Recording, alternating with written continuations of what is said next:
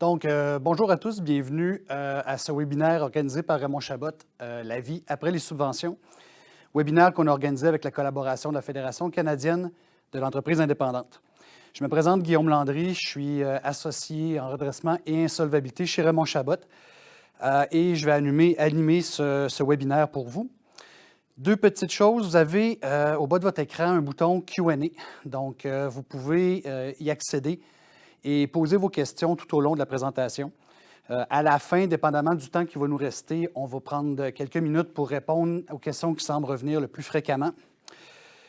Également, je vous rappelle que le webinaire est enregistré et que la rediffusion sera disponible dans quelques jours là, sur le site de Raymond Chabot. Vous allez d'ailleurs recevoir un lien avec nos coordonnées des présentateurs que vous avez aujourd'hui après la présentation.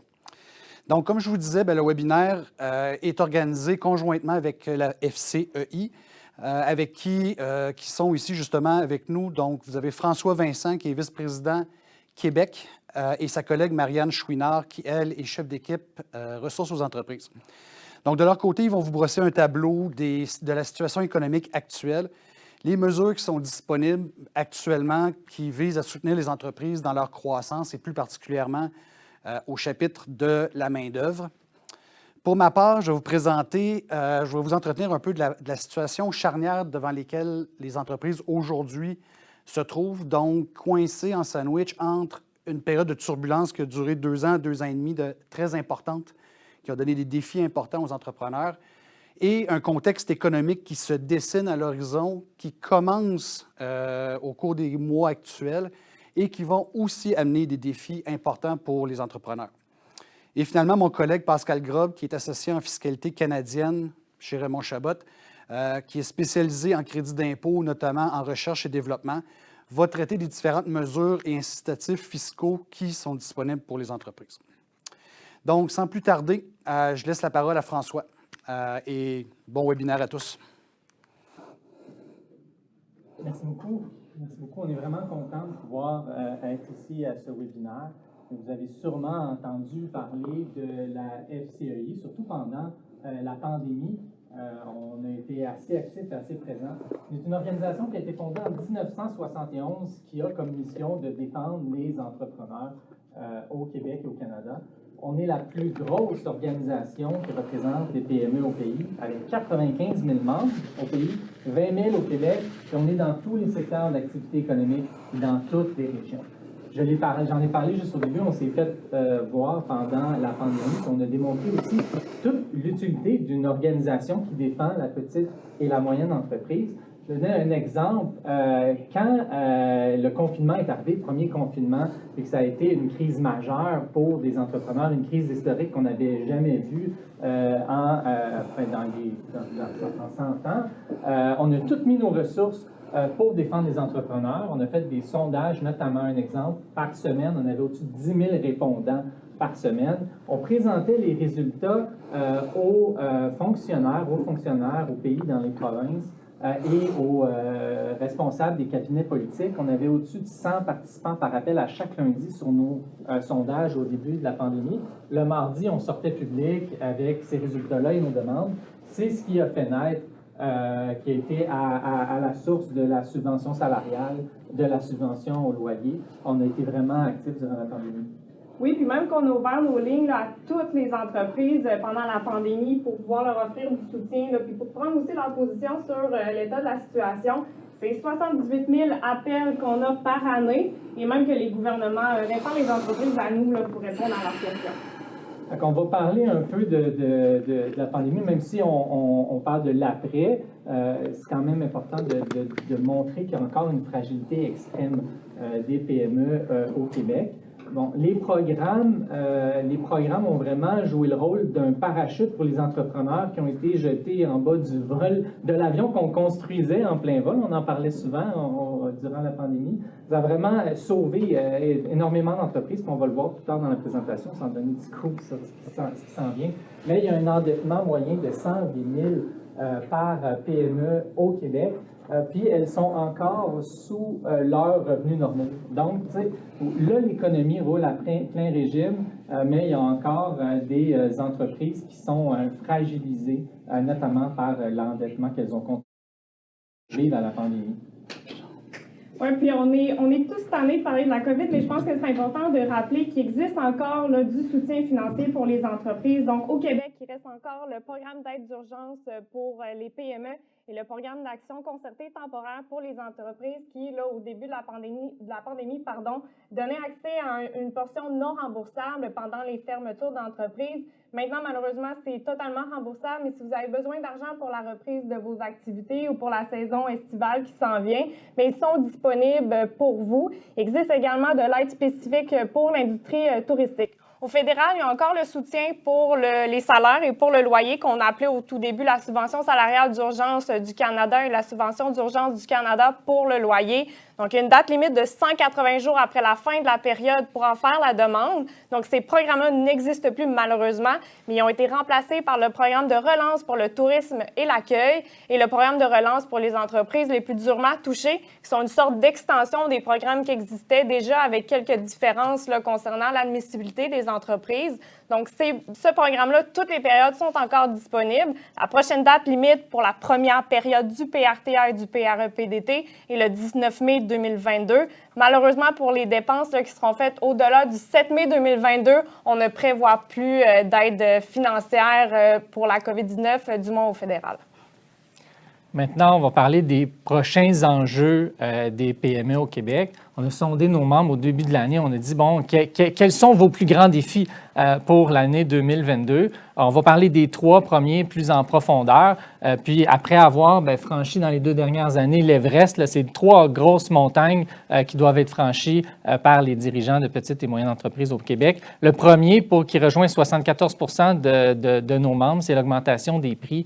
L'inflation qu'on voit à des sommets depuis les années 80 ne touche pas seulement, touche les consommateurs, puis on en parle souvent, mais touche également directement les PME. On va le voir très rapidement. Pénurie de main-d'œuvre, c'était l'enjeu numéro 1 avant la pandémie, c'est redevenu l'enjeu numéro 1 pour les entrepreneurs québécois. Ça touche le 2/3 des entreprises, des PME au Québec qui notent ça comme étant un de leurs plus grands défis en 2022. Et finalement, le problème d'approvisionnement qui touche 3 PME sur 5. Oui, puis ça, François, c'est nos données de sondage, mais on l'a beaucoup senti aussi dans nos appels. On a eu énormément d'appels, puis on continue d'en avoir là, au sujet de la pénurie de main-d'œuvre. Ça se sent vraiment dans tous les secteurs, mais aussi beaucoup d'appels là, désastreux là, concernant l'augmentation des prix, puis le problème d'approvisionnement. Ça, on l'a vraiment senti dans la construction. Donc, inflation, je partage une donnée qu'on trouve frappante, c'est l'impact des PME par rapport à l'augmentation des coûts. On a fait un sondage spécifique juste là-dessus parce que justement, on entendait parler aux ressources aux entreprises, on le voyait dans les commentaires de sondage, et c'est 60 des PME qui disent que l'augmentation des prix a un impact significatif sur leur entreprise. On ne parle pas de petit impact, là. Ils ont vraiment répondu impact significatif pour leur entreprise. Deuxième donnée aussi qui est fort pertinente, on a un indicateur économique qui est là depuis les années 2000, en 2009, fin des années 2000, qui est cité dans le budget fédéral, dans le budget provincial. Et dans cet indicateur économique-là, depuis le début de l'année, à chaque mois, on va franchir des chiffres historiques quant à l'augmentation des prix que les PME ont, comme ils font des prévisions d'augmentation des prix et augmentation des salaires. On atteint des données qu'on n'a jamais atteintes depuis le début de cet indicateur économique en 2009. Pénurie de main-d'œuvre, on va parler. 64 des PME au Québec se disent confrontés par la pénurie de main-d'œuvre, vivent la pénurie de main-d'œuvre. Un sondage qu'on a fait au niveau canadien, on est la première province qui vit la pénurie de main-d'œuvre avec le pourcentage le plus élevé de PME. De ces 64 %-là, il y a une partie qui ne sont pas capables de retrouver leur employé qu'ils avaient avant la pandémie parce qu'ils ne les trouvent juste pas. Puis il y en a une autre partie qui voudrait grandir, croître, puis qui ne sont pas capables de le faire parce qu'ils ne trouvent pas les employés nécessaires.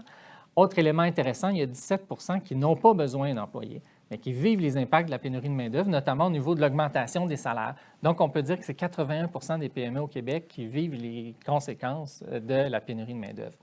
Quelles sont ces conséquences-là? À deux niveaux. D'abord, au niveau de l'entrepreneur même, qui doit faire plus d'heures pour compenser le manque d'employés. C'est 63 des PME au Québec qui vivent cette situation-là. Puis ça, c'est un sondage qu'on a dévoilé en mars avec un taux de réponse de 1332 répondants, une marge d'erreur d'en bas du 3 certains secteurs vivent plus durement le fait de travailler plus d'heures, notamment hébergement et restauration, ça monte à 79 70 pour leurs employés aussi. Et le deuxième élément, c'est les conséquences sur l'économie. Je n'ai pas assez d'employés pour fonctionner, donc je refuse des contrats, je refuse des ventes. Là, on parle de refus de contrats et de ventes dans 39 des cas. C'est assez majeur. Ça monte encore plus élevé dans certains secteurs d'activité économique. Marianne parlait de la construction tantôt. C'est 67 des dirigeants de PME dans le secteur de la construction qui nous disent refuser des ventes et des contrats. Dans le secteur manufacturier, 45 Donc, on voit que l'enjeu de la pénurie de main-d'œuvre, ça hypothèque l'énergie de nos entrepreneurs, mais en même temps, ça a un impact négatif pour l'économie de nos régions par les contrats qui sont refusés. Pallier à la pénurie de main-d'œuvre, c'est difficile, mais c'est pas impossible. Il faut vraiment faire preuve là, de créativité et d'innovation. Il faut élargir vos horizons dans la mesure du possible, mais sachez qu'il existe de l'aide financière. Il existe des subventions là, pour l'embauche de personnes immigrantes ou qui appartiennent à une minorité visible. Il existe aussi des subventions pour l'embauche des membres des Premières Nations et des Inuits, pour des personnes qui sont sans emploi et qui ont de la difficulté à intégrer un emploi. Également pour l'embauche de personnes handicapées. Une autre chose intéressante, il existe un crédit d'impôt pour l'embauche, ou même si vous avez déjà des travailleurs qui ont 60 ans et plus. C'est donc le crédit d'impôt favorisant le maintien en emploi des travailleurs d'expérience qui s'applique autant à l'employeur qu'à l'employé. Et si vous devez remplacer totalement la main-d'œuvre par de la machinerie, quand on dit faire preuve d'innovation et de créativité, c'est un peu ça. Donc, il existe un crédit d'impôt pour investissement et innovation pour l'achat d'équipements, pour l'acquisition de biens qui a été faite entre le 26 mars 2021 et le 31 décembre 2022. Puis maintenant, qu'est-ce que les dirigeants de PME demandent au gouvernement du Québec pour les aider au niveau de la pénurie de main-d'œuvre? Le premier enjeu, c'est de réduire la fiscalité, les taxes et les impôts des PME. Deuxième élément, c'est de bonifier les crédits d'impôt pour leur permettre d'offrir des meilleurs salaires. Ensuite de ça, bien, pour le tiers, on parle d'augmenter les candidats, le maillage, l'immigration. Puis, comme Marianne disait, il y a beaucoup de programmes qui sont en place, mais on se retrouve dans une problématique où le premier impact de la pénurie de main-d'œuvre, c'est que le dirigeant de la petite entreprise travaille plus d'heures. Donc, ça rend plus complexe le fait d'aller chercher ces programmes-là. Je veux parler de la fiscalité, c'est important, là, parce qu'au Québec, on est les champions dans bien des choses, puis on est les champions de la taxation, puis on est les champions de l'impôt pour les petites entreprises. On est la seule province au Canada qui bloque le taux d'impôt PME pour les plus petites entreprises des secteurs des services et de la construction. Si elles ne génèrent pas 5 500 heures, elles n'ont pas accès au taux d'impôt complet réduit pour petites entreprises. C'est un peu illogique que tu bloques l'impôt des plus petites entreprises parce que l'entreprise est plus petite. C'est une augmentation de 259 de l'impôt pour 38 000 petites entreprises au Québec. Puis Marianne parlait du crédit d'impôt qui réduisait les taxes sur la masse salariale pour attirer des travailleurs expérimentés. Bien, cette même distinction-là bloque ce crédit d'impôt-là pour ces petites entreprises-là. Donc, ça, c'est majeur. Champion de la taxation, le taux d'impôt PME est plus bas dans 8 provinces sur 10. Puis, les taxes sur la masse salariale qui augmentent, dans le fond, le coût de l'embauche d'un employé sont plus élevés au Québec que dans les autres provinces. À titre de comparaison, on est 27 plus élevé qu'en Ontario. Donc, il y a de la place ici à pouvoir justement libérer un peu d'espace pour que les employeurs puissent augmenter les salaires, investir dans l'automatisation, par exemple. Finalement, bien, les problèmes d'approvisionnement, on a entendu parler tellement dans les médias, ça frappe 89 des PME au Canada, principalement les secteurs de la construction, fabrication, commerce de gros, détail et agriculture. Puis les impacts de ça, bien, ça fait une augmentation des prix et des services dans 84 des cas. Ça va faire des retards dans la livraison de marchandises et ça augmente le coût de l'expédition pour les clients. Maintenant, on est une organisation qui défend les entrepreneurs. On a beaucoup de recommandations. Là, on en a mis 3 principales, là, 3 vraiment majeures qui peuvent changer la donne pour les petites entreprises au Québec. La première, on a parlé de la fiscalité. On pense qu'il faut assurer une compétitivité de l'environnement d'affaires puis réduire le fardeau fiscal des PME. Puis ça inclut d'abolir le critère qui bloque le taux d'impôt réduit aux plus petites entreprises. Il y a de la place pour faire mieux. Puis, quand on réduit la fiscalité, bien, ça permet aux entreprises d'investir les gains où ils ont vraiment besoin selon la réalité de leur entreprise. Oui, je parle à tous les jours là, avec des entrepreneurs, puis j'essaie de les aider à trouver des solutions pour pallier à la pénurie de main-d'œuvre. Je pense qu'on peut faire mieux. Je pense qu'on a besoin d'une meilleure communication parce que des programmes, il y en existe. Par contre, pour en bénéficier, bien, il faut le savoir puis il faut les connaître. Donc, une meilleure communication de ces programmes-là, ce serait vraiment très apprécié. Maintenant, on parle de vivre sans subvention là, après la pandémie. Excusez-moi, j'ai mâché mes mots. Une des recommandations qu'on a, c'est de jouer sur l'endettement. On a parlé, l'endettement monstre que les PME ont été chercher. Mais là-dedans, il y a le gouvernement qui a fait des prêts puis qui a une marge de manœuvre de pouvoir augmenter les mensualités pour avoir leur remboursement. Le gouvernement est gagnant là-dedans parce qu'il s'assure que les PME vont être capables de rembourser. Puis deuxièmement, bien, ça donne de l'air aux entreprises. Quand on étale ces paiements-là sur plusieurs années, on diminue les mensualités, donc ça ne représente pas l'équivalent d'un paiement hypothécaire. Puis ça permet à l'entreprise de se remettre sur pied, de retrouver la croissance et ensuite de ça, de régénérer du dynamisme économique dans l'ensemble des régions. Merci. Merci, François. Donc, comme je disais d'entrée de jeu, les entrepreneurs aujourd'hui sont vraiment dans une période charnière. François a expliqué le nombre important de subventions, d'aides, de programmes de prêts par IQ, la SODEC, BDC, les banques également. Donc, il y a eu un gros bouquet d'aides qui ont été accordées aux entrepreneurs. Non seulement ça, mais pendant une certaine période, les gouvernements ont arrêté d'envoyer de mener des procédures de perception pour la TPS qui pouvaient ne pas être remises, des DAS qui n'étaient pas remises. Ça s'est terminé au mois de janvier ou à peu près. Les banques aussi ont été patientes. Dans certains cas, ont accordé des moratoires, ont donné beaucoup d'air aux entreprises parce que simplement c'était une situation qui était hors du contrôle des entrepreneurs et qui affectait toutes les industries. Donc, on a eu toutes ces aides-là. Paradoxalement, il y a des entreprises ou des industries qui ont été très, très fortement frappées. On va le voir un petit peu plus loin. Et paradoxalement, bien, il y en a pour qui ça a permis de mieux se porter. Et la conséquence un peu de tout ça, bien, vous le voyez, on a vécu en 2020 une baisse des dossiers d'insolvabilité, donc que ce soit des faillites, des propositions, de 25 % qui est une baisse qu'on n'avait jamais vue auparavant et qu'on atteint un niveau qu'on n'avait pas vu non plus auparavant. Cette baisse-là s'est poursuivie en 2021. Au Canada, au Québec, on s'est relativement stabilisé. Mais quand même, il faut s'attendre à ce qu'il y ait éventuellement un retour des dossiers d'insolvabilité à un niveau qu'on a déjà connu. Quand je vous disais que la pandémie a été injuste entre les industries, c'est un peu frappant parce que oui, il y a eu une baisse des faillites et des dossiers d'insolvabilité de 25 %, mais durant cette même année-là, la construction a vu ses dossiers diminuer de 51 % et fabrication, transformation, 32 %. François disait justement que les gens refusaient des contrats. Bien, c'est un peu aussi le reflet de ça. Et pendant ce temps-là, bien, les arts, spectacles, loisirs ont vu leur dossier d'insolvabilité d'augmenter de 50 %. Et donc, ça inclut évidemment l'événementiel, la restauration et tout ça. Donc, ça, c'est des industries qui ont été très, très, très fortement touchées. Donc, aujourd'hui, bien, on est entre deux périodes de turbulence. Il y a eu cette période de turbulence-là qui est liée à la pandémie.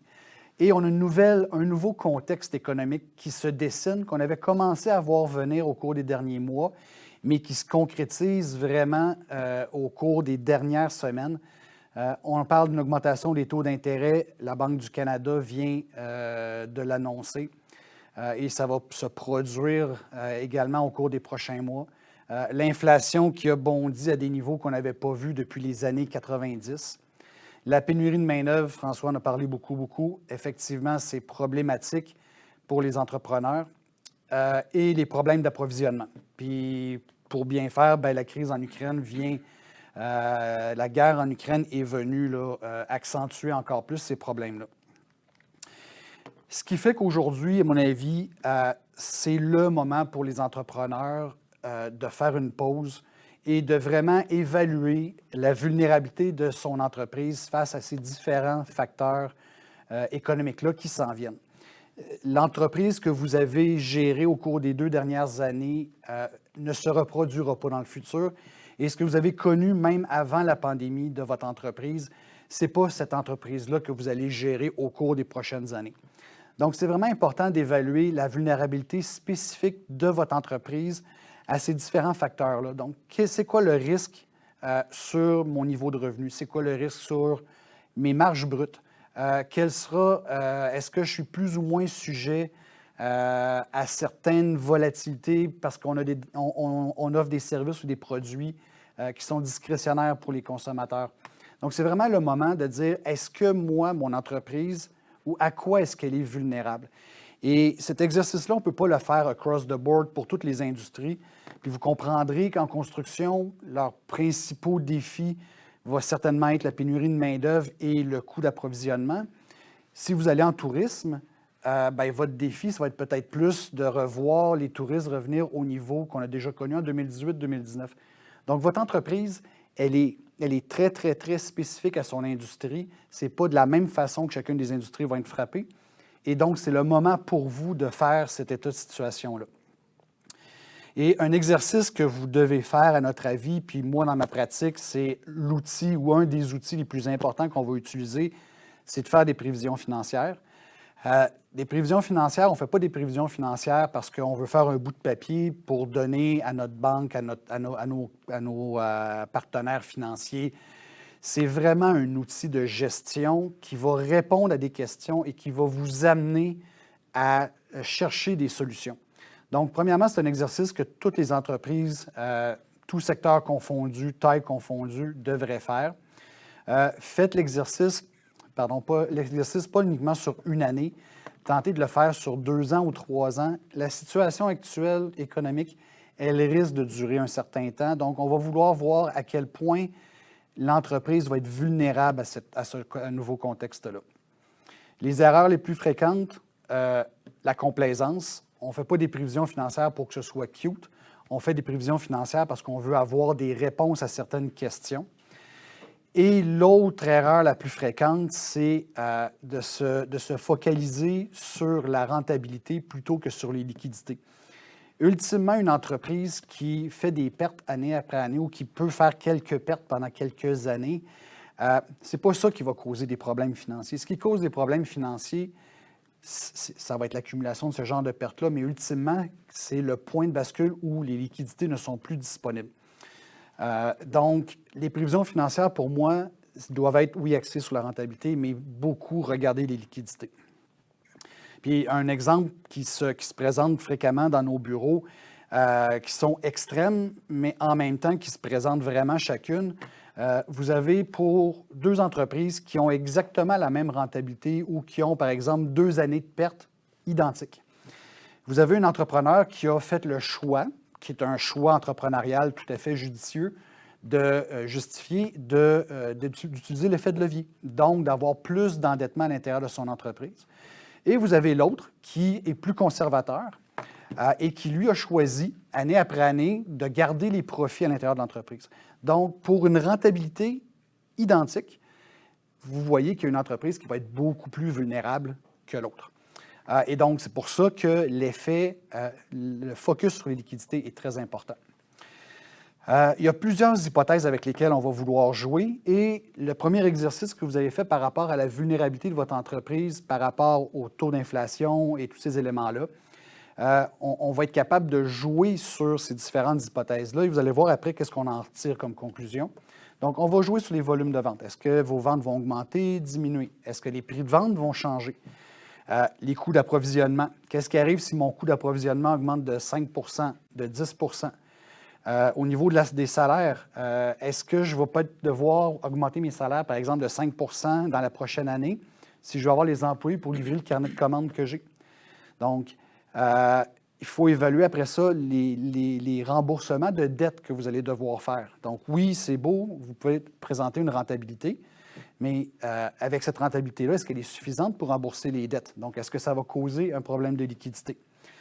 Et le dernier point qu'il ne faut pas oublier, c'est une entreprise, il faut périodiquement réinvestir à l'intérieur de l'entreprise. On doit renouveler les équipements, on doit rénover une bâtisse, on peut avoir de la croissance de prévu. Et donc, dans cet exercice-là de prévision financière, il faut aussi inclure et planifier les déboursés qui devront être faits éventuellement sur ces éléments-là. Donc, ultimement, ce qu'on fait avec cet outil-là, avec cet exercice-là, ce qu'on appelle dans notre jargon un stress test. C'est-à-dire qu'on veut comprendre jusqu'où est-ce que différents facteurs économiques ou différentes hypothèses peuvent fluctuer et de voir où est le point de bascule pour l'entreprise dans le temps et à quel point la fluctuation doit être grande ou petite sur certaines hypothèses pour que ce point de bascule-là soit rencontré. Et l'idée de faire tout ça, ultimement, c'est qu'on va être capable de planifier en amont, de gérer en amont les conséquences potentielles de la situation qu'on est en train de vivre aujourd'hui. Et là, c'est à ce moment-là qu'il y a un bouquet de solutions qui va s'offrir à nous. Chaque entreprise est unique. Elle est unique à cause de son industrie, mais à l'intérieur de la même industrie, chaque entreprise est aussi unique. Elle a une réalité qui lui appartient à elle. Et donc, c'est à ce moment-là qu'on va pouvoir prendre tous ces outils-là et cette boîte à outils-là et de faire un plan de match qui est adapté à chacune des entreprises. Mais tout ça pour s'assurer à l'avance de prévoir les points de bascule et protéger notre entreprise et s'assurer de sa pérennité. Donc, en conclusion, écoutez, on vit dans une période qui est totalement particulière. On n'a pas vu ça dans les dernières années, décennies. On rentre dans une période de turbulence importante. On est coincé en sandwich entre deux périodes de turbulence importantes. C'est le temps d'évaluer puis de faire l'évaluation de l'impact que toute cette situation-là va avoir et aura sur votre entreprise. Faites des prévisions, c'est votre outil principal. On l'utilise à tous les jours. Donc, c'est des prévisions qui doivent être sérieuses. Il ne faut pas qu'elles soient complaisantes, la pire erreur. Et faites des scénarios pour établir c'est quoi le point de bascule. Comme je disais, chaque entreprise est unique, donc les solutions, il n'y a pas de recette de ketchup Heinz dans mon métier. Chaque solution est adaptée à la réalité particulière de chacune des entreprises. Et donc, ultimement, je porte deux chapeaux dans la vie. Je porte le chapeau de redressement d'entreprise et je porte également le chapeau de syndic autorisant l'insolvabilité. Le chapeau que je vais porter quand un client entre dans mon bureau va essentiellement être à quel point est-ce que l'entrepreneur est arrivé chez nous et a été proactif pour travailler sur les problèmes. On veut éviter la faillite, c'est notre objectif. Mais quand je porte ce chapeau-là, c'est que ultimement, il est trop tard et il n'y en a plus de solution pour l'entreprise. Donc, Pascal. Bonjour à tous. Alors, ça me fait plaisir d'être avec vous aujourd'hui. Moi, je suis là pour vous parler et essayer de vous inciter aujourd'hui à avoir, en post-pandémie, de l'audace technologique et de réinventer vos business par le biais de l'innovation et de la technologie. Quelque chose que nous a appris la pandémie, c'est qu'on va avoir du mal à prévoir et à prédire le futur sur un horizon des fois d'un mois ou deux. Des fois, on pense qu'on est sorti, 2 mois après, on est obligé de revoir nos plans. Par contre, ce qui est absolument certain, c'est que les entreprises qui pensent refaire leurs affaires et conserver leur modèle d'affaires, le modèle qu'ils avaient entre 2018 et 2022, et le faire perdurer avec des difficultés entre 2022 et 2026, vont avoir beaucoup de difficultés. Et qu'une façon très, très efficiente qu'on voit partout, c'est de se réinventer par l'innovation. On a des exemples dans les dernières années quand même d'entreprises qui ont réinventé des modèles très traditionnels. On peut penser à vraiment des histoires à succès. On comprend que quand on est une PME, on n'est pas tous des Tesla ou des Apple de ce monde. Mais si on pense à des Netflix, si on pense à Amazon, ils ont en réalité réinventé des domaines très traditionnels.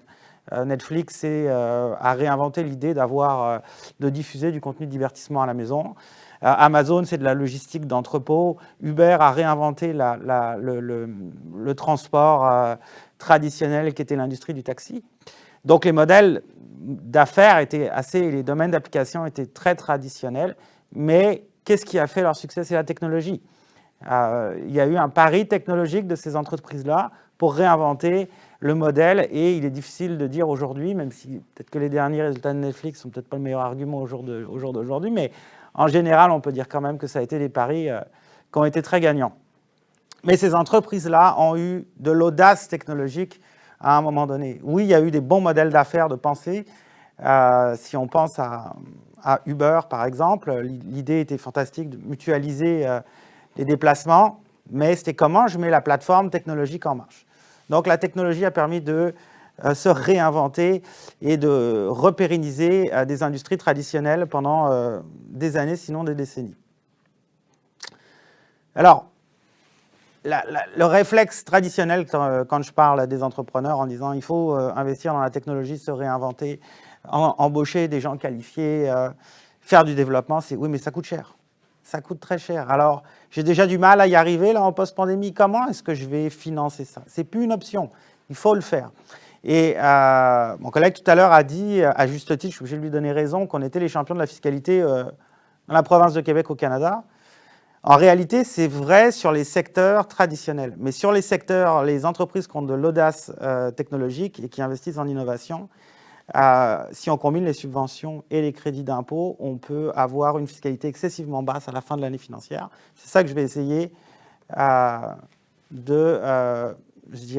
d'élucider aujourd'hui. Donc, à partir du moment où on a pris une décision d'affaires qui a dit « Ok, je suis convaincu, il faut que je me réinvente, il faut que j'aille de l'avant, il faut que j'introduise de la technologie, que je développe ma technologie, que je revoie mes procédés de production, je manque de main-d'œuvre, je ne pourrais pas refaire de l'embauche », on se dit « Qu'est-ce que j'ai à ma disposition sans aller frapper à la porte de ma banque ?» Et là, il y a deux outils, puis je focaliserai un sur ceux qui sont liés à l'innovation, évidemment. Mais ces deux outils qu'il faut voir, il faut savoir quand les utiliser, puis il faut savoir comment les appréhender.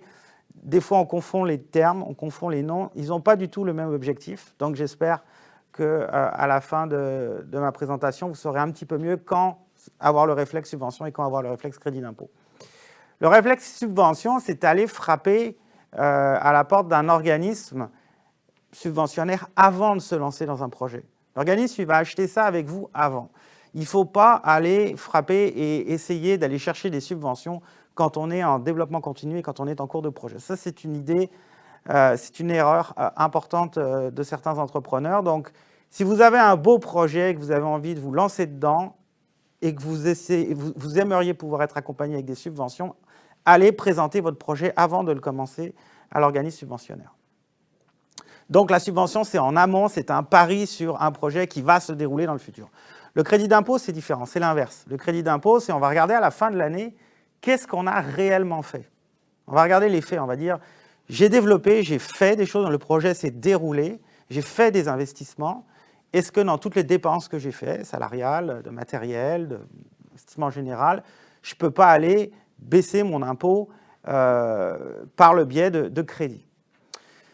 Là, les entreprises à qui on s'adresse aujourd'hui sont des gens, peut-être pour certains d'entre vous, qui ont des difficultés. Vous vous dites, qu'est-ce que je vais aller chercher des crédits d'impôt? De toute façon, je me demande même comment je vais m'en sortir à la fin de l'année. Je vais payer probablement très peu d'impôts si par chance, je ne suis pas à perte. Savoir que les crédits d'impôt, et on va parler du crédit d'impôt à la recherche et développement, c'est un crédit remboursable. Ce que ça veut dire, c'est que si le crédit auquel vous avez droit est plus grand que l'impôt que vous avez à payer, il vous est remboursé en argent, en cash, dans le compte en banque. Donc, c'est vraiment un retour en argent. L'état extrême, c'est que vous êtes à perte, vous avez le droit à 150, 200, 300 000 $ de crédit d'impôt, vous n'avez pas d'impôt à payer parce que vous êtes à perte, vous recevez un chèque de 300 000 dans le compte en banque. C'est quoi les avantages? Donc, on va essayer de comprendre là, brièvement, dans la mécanique, puis on parlera de façon un peu plus précise de l'aspect innovation de ces mesures-là par la suite. Regardez l'avantage et les inconvénients de chacun de ces deux outils. Donc, l'avantage des subventions, comme je l'ai dit, c'est quelque chose qu'on s'entend, c'est un accord de principe qu'on a avant avec un organisme subventionnaire. Donc, les fonds sont donnés généralement avant le début du projet ou pendant. Donc ça nous permet d'avoir au niveau de la liquidité, le fait de ne pas avoir à fronter l'argent. Et puis, ça nous aide beaucoup en termes de liquidité. Notre avantage, c'est que c'est prévisible, au sens qu'un organisme subventionnaire qui vous a dit au départ « je vous accompagne, si vous faites le projet, il ne reviendra jamais sur sa décision ». Puis j'ai de la souplesse. Je peux passer beaucoup de choses sur les subventions. Je peux passer des salaires, je peux passer des biens matériels, je peux passer des licences logicielles, je peux passer des factures de sous-traitance. Donc la subvention est généralement assez généreuse sur ce qu'elle permet de couvrir. Maintenant, les limitations des subventions. Les subventions, c'est des fonds. C'est de l'argent qui est pris dans des fonds. Ces fonds, ils sont limités. Donc, s'il y a beaucoup de gens qui demandent beaucoup de subventions, forcément, il y a une discrimination qui se fait par les organismes. Et les fonds, tout le monde ne peut pas en avoir. Le montant d'une subvention est plafonné. Donc, vous pouvez avoir un projet qui peut valoir 200, 300, 400, 500 000 $ d'investissement. Et selon le programme, la subvention est limitée à un montant qui ne dépend pas de la taille et du coût du projet. Donc, là-dessus, c'est une forme de limite et il n'y a pas de récurrence. Vous pouvez avoir des subventions une année, ça se peut que l'organisme subventionnaire ne fasse pas perdurer dans le temps le programme. Les crédits d'impôt, à l'inverse. Les crédits d'impôt, c'est, je suis parti dans le projet, j'ai eu des subventions, ça m'a aidé au départ, mais à la fin de l'année, j'ai quand même dépensé de ma poche des gros montants. C'est quoi les avantages? C'est une mesure fiscale. Ça vient baisser la fiscalité, il n'y a pas de limite. Les taux de crédit s'impliquent sur des dépenses. Que vous ayez fait des dépenses de 50, 100 000, 800 000, 2 millions, 10 millions, si ce sont des dépenses admissibles à des crédits d'impôt, par exemple des dépenses de R&D admissibles au crédit d'impôt à la R&D, le pourcentage de crédit va s'appliquer sur la dépense. Alors pour des PME, j'en parlerai un peu plus tout à l'heure, mais les projets de recherche et développement permettent de récupérer jusqu'à 73% des dépenses salariales engagées par le biais du crédit RSCDE, ce qui est absolument majeur. Et ça vient se combiner aussi avec des subventions, j'en parlerai aussi. C'est des mesures structurelles. Ça fait depuis 88, je crois, de mémoire que ce programme-là existe. C'est un programme dans tous les pays occidentaux qui existent. Il n'y a aucune raison de croire que ce programme-là ne perdurera pas. La limitation, c'est que les crédits d'impôt, on regarde l'état de fait et on le présente aux agences fiscales. Mais les dépenses, elles ont été engagées. Donc, il y a quand même une sanction par les agences fiscales, notamment l'ARC, qui dit « j'accepte ou non les crédits que vous me demandez en fonction des travaux que vous avez faits ». Je l'ai dit, dans le cas des subventions, non. L'organisme prend en amont, c'est prévisible. Si on vous dit « oui, vous aurez votre argent », vous allez l'avoir. Si vous avez engagé des dépenses et que vous vous dites « moi, je pense que ces dépenses-là sont admissibles à certains programmes de crédit d'impôt, en particulier le programme de crédit à la R&D si je fais de l'innovation », ça se peut que l'Agence du Revenu Canada ait une interprétation différente, auquel cas vous ne récupérez pas les crédits. L'autre chose, c'est moins souple au niveau des dépenses. Les crédits, c'est vraiment fait pour encourager l'emploi, donc les crédits massivement viennent couvrir les dépenses de salaire et beaucoup moins de nature de dépenses différentes.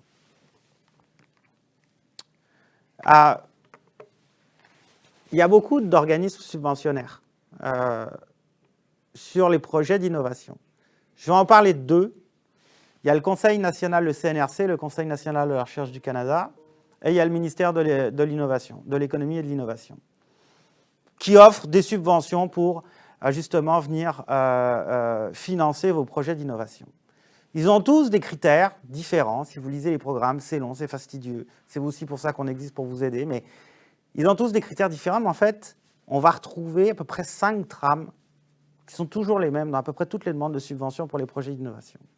D'abord, est-ce que vous avez un projet techno? On parlait de Netflix, je parlais d'Amazon ou autre. Netflix, on peut se dire, c'est un projet d'affaires au sens où on veut diffuser du contenu chez les gens. Mais ils avaient un projet techno qui était de dire, comment est-ce que je fais une plateforme de streaming pour assurer en temps réel un contenu super fluide à des centaines de millions de personnes en général. Donc, est-ce que votre projet, il y a de la technologie en dessous? Est-ce qu'il y a une innovation de marché quand même? Okay.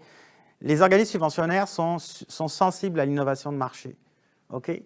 Le point 3, qui est un gain très important quand vous allez frapper à la porte du CNRC, du MEI ou d'autres organismes subventionnaires pour un projet d'innovation, c'est qu'est-ce que vous, en tant qu'entreprise, vous allez gagner comme marché? Et pas forcément quelle croissance de clients vous allez avoir dans le même marché.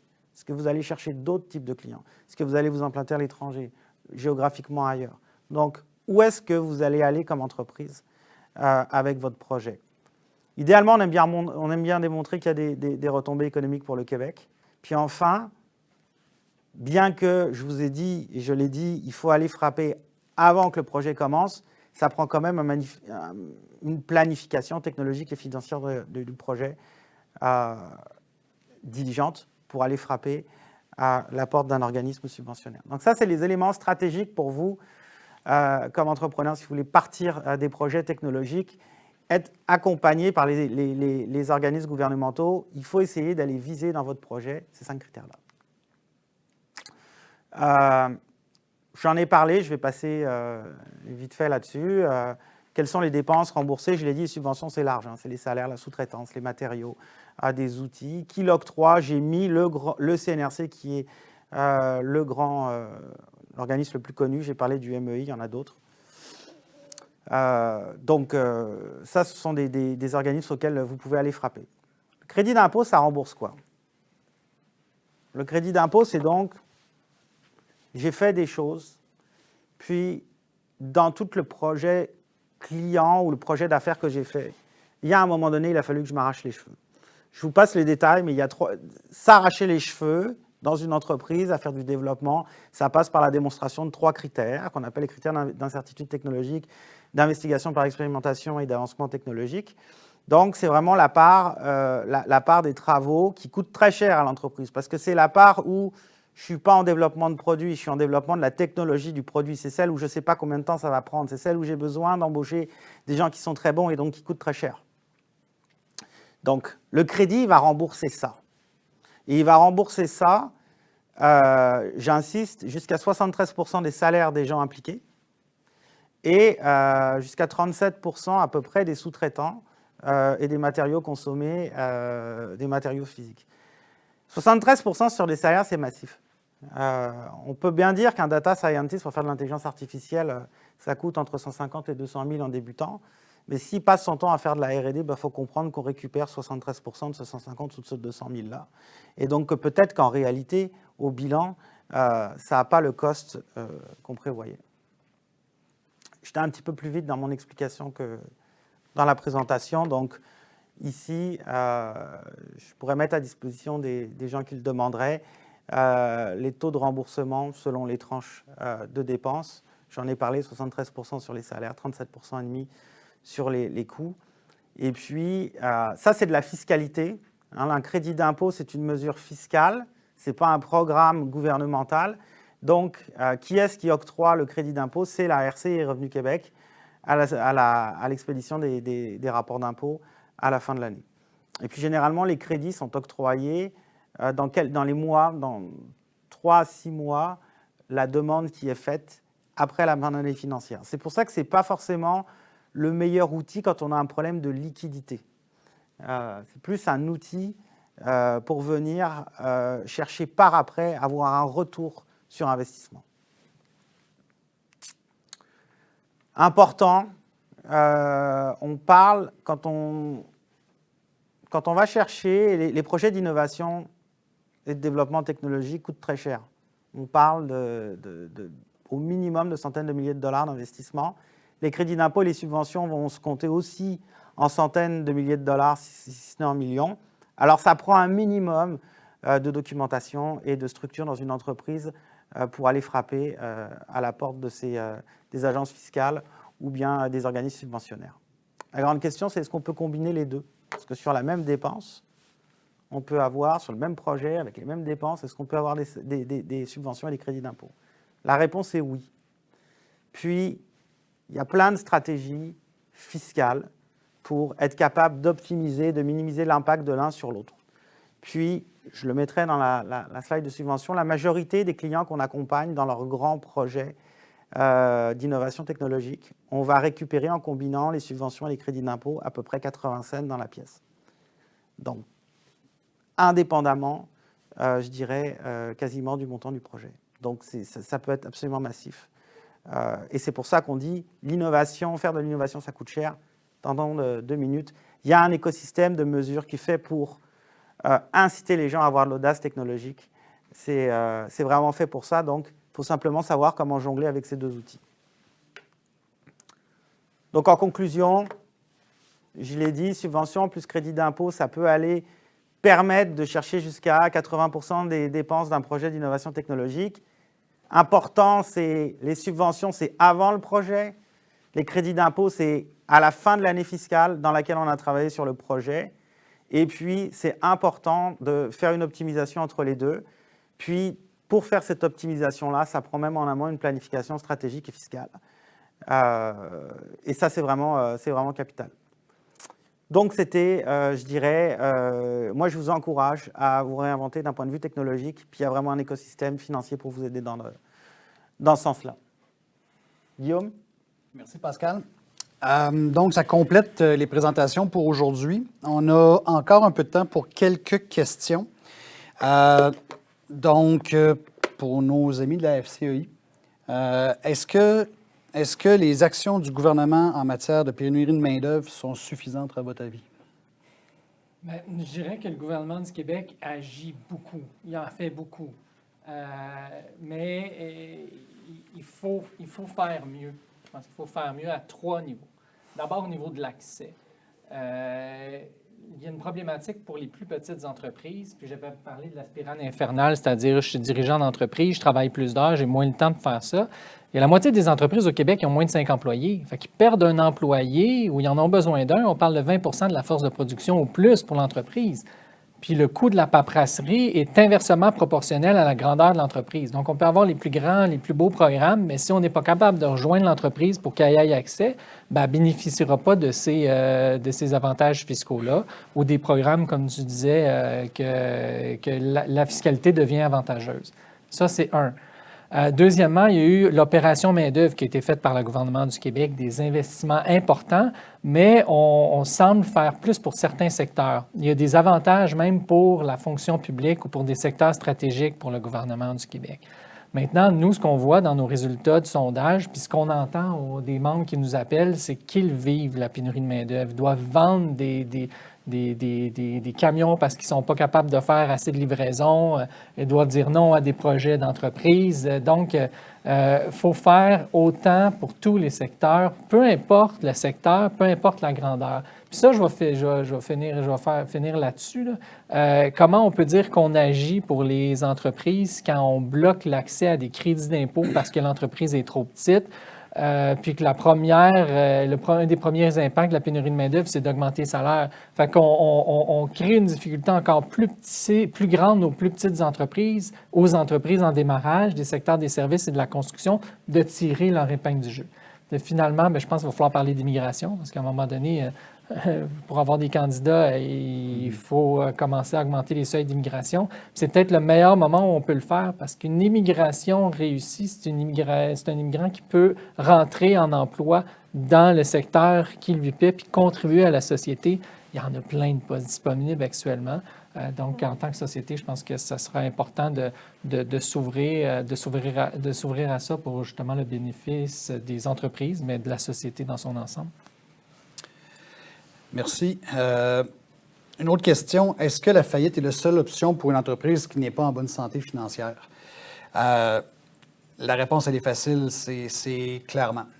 Donc, la solution de faillite, j'ai ce chapeau-là dans la vie, comme je l'expliquais tout à l'heure, mais c'est le chapeau qu'on essaie d'éviter le plus possible. Donc, et il y a un paquet d'outils qui sont à notre disposition pour éviter justement la faillite. Fait que la grosse partie de mon travail dans la vie, c'est d'éviter la faillite et non de faire une faillite. Et donc, comme je disais tout à l'heure, c'est de s'asseoir avec l'entrepreneur. On regarde sa situation, on va lui proposer un plan de match et après ça, il fait le choix ou non de travailler avec nous. Donc, donc la solution lui aura déjà été proposée à l'avance. Donc, autre question. Est-ce que je peux réclamer des crédits d'impôt à la R&D si je ne développe pas de produits maison, mais si je suis une entreprise qui fait des mandats clients? La réponse est oui. Il y a beaucoup d'entreprises qui se disent, moi, mon modèle d'affaires, je ne développe pas nécessairement une technologie ou un produit. Je fais des mandats pour mes clients. Il se trouve que dans le contexte de faire des mandats pour des clients, des fois, il y a des casse-têtes, du développement à faire, des choses custom pour des clients. Et le programme de R&D peut tout à fait s'appliquer. Il y a des conditions sur la relation contractuelle entre l'entreprise qui fait le développement et le client, mais ce n'est pas une obligation de développer un produit propriétaire comme un Apple ou quoi. Et on peut tout à fait faire du développement et de l'innovation dans le contexte de mandat client. Merci. Bon, écoutez, ça complète notre webinaire d'aujourd'hui. Donc, merci d'avoir été parmi nous pour cette présentation-là. N'hésitez pas à nous faire appel à nous si vous avez des questions ou besoin de support dans votre vie d'entrepreneur ou à la FCEI également, qui sont là, qui offrent des services très intéressants pour les entrepreneurs. Donc, on va vous faire parvenir par courriel, après cette présentation-là, nos coordonnées respectives, le lien pour la présentation en redifféré. Et en même temps, je vous invite à notre prochain rendez-vous, donc qui sera le 4 mai prochain. Le sujet, c'est la santé globale des entrepreneurs, donc organisé par et avec la Fédération des chambres de commerce du Québec. On va aborder les enjeux psychologiques et de gestion des dirigeants et des entrepreneurs.